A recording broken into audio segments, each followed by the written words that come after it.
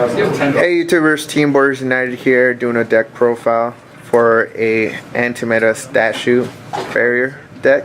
We have here Gilbert Nolasco, who will be giving us his deck profile. So, alright, first off, I'm going to start off with the monsters. We start off with 3 Fossil Dyna.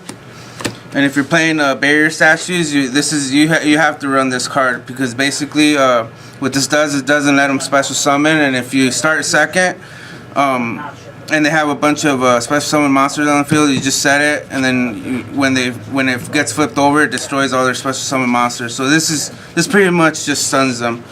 And then what I do with the barrier statue deck, I see a lot of people when they go to tourneys, they run like a certain ratio of certain barrier statues. But what I do is I don't want to worry about that. I want to be prepared for everything.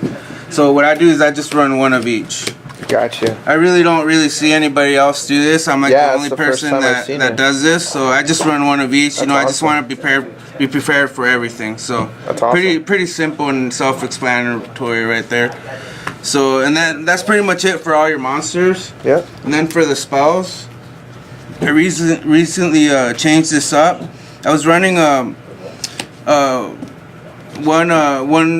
was running 2 field spells, the Seal Over Calcos, and then the Necro Valley, and then the Terraforming. Right. But I've been playing this deck for like 2.5 years, so right now this is working out better for me. So I'm just running 1 Seal Over Calcos, and then 1 Dimension Fissure.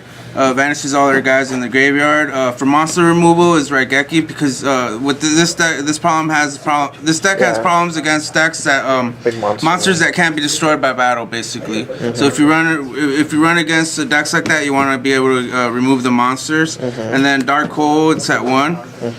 And then 1 day of peace. You really don't care if you give them an extra card, as long as you can stun them and not let them special summon and play Yu-Gi-Oh. Right. So this is a really good card. I recommend it. And then Upstart Goblin for a 39 card deck. And then those are the 1-up spells. And then I recently changed the ratio. I was running 3 Moon Mirror Shields, but I figured that was kind of cloggy. You don't really want to start with multiples of it. So right now I'm only running it at 2. Right. So it's been working out for me. And then for draw power, I got 2 Power Desires. The reason I only run 2 is because sometimes you don't really want to activate 2 in one duel, because you'll end up decking out, because this deck has a lot of draw power. So I only run it at 2. I don't like running it at 3, because you have a chance that if you run it at 3, you might draw into another one, and that's not good. Especially in this deck, because you got a lot of draw power. So 2 is the perfect number for me in this deck. And then a lot of the times, if I end up getting the second, if I already used one and I end up drawing into the second one, a lot of the times I don't even activate it, because a lot of the times I know that I'll end up decking out, and that'll make me lose. And then of course, the 3 Pot of Dualities. You pretty much want to keep digging through your deck and search for more key cards or draw cards that you need. Right.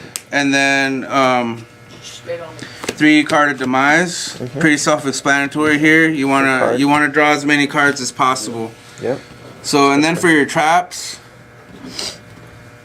I got 3 Dark Bribes, and basically the reason I use this is you really don't want them Raigeking your monsters or Dark Holing your monsters. So a lot of the times I save it for cards that's gonna pretty much get rid of my guys, or something that's going to destroy my board. Will they be able to get over me or something? So that's the reason. And you really don't care if they can't play Yu-Gi-Oh. You really don't care about that extra card that you're giving them. Yeah. And then 3 Solemn Strikes, pretty self-explanatory right here. You know, stops monster effects that'll put your guys face down or destroy your guys, or special summons.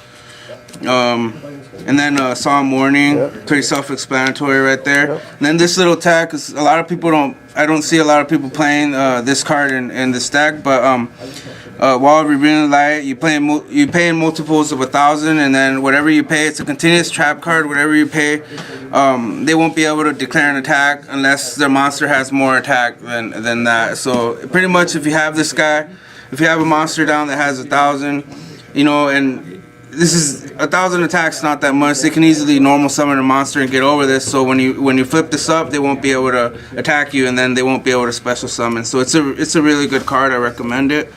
And Macro Cosmos to vanish their cards in their graveyard, because this deck doesn't play no card. It really doesn't. Yeah, this card really doesn't depend on the graveyard.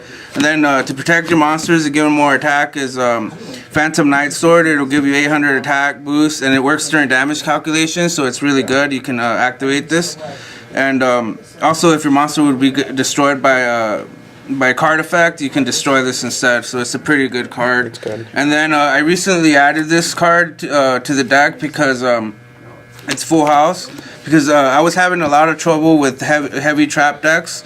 And this card works really good, and I've been playtesting a lot. I'm main decking 3 because a lot of the times, I mean, you can destroy your own spells and traps. Sometimes you'll be low on life points, and this will be dead. It'll be set, like Solemn Strike or Solemn Warning will be dead because you'll be low on life points. And then this will be up on the field, and then you can just use. They'll have like a couple of. They'll have like back row or whatever stuff you want to get rid of. Then you can just flip full house over, target this, and then the effect of this is this won't get destroyed once per turn. So you can also target this as one of the face up that will get destroyed, and this will still go off. So it's a really good card in this deck. Really haven't seen people playing it, but it's been working for me. And like I said, the reason I've been playing it is because I've had a lot of trouble with back heavy decks. Like I'll run into Mirror Forces. A lot of cards that'll mess me up, like during the damage step or anything like that, So I really recommend this card here. And then for the side deck, like I said, I was playing Necro Ballad before in this deck, in the main deck, but now I'm just siding it in case I run into any decks that that use the graveyard a lot. So I'm siding this now, and then also System Down.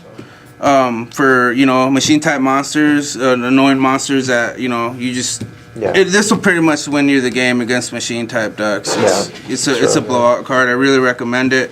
And then for spell and trap card removal, like you don't want to run into what's that card? That trap card that negates other traps. Any other trap?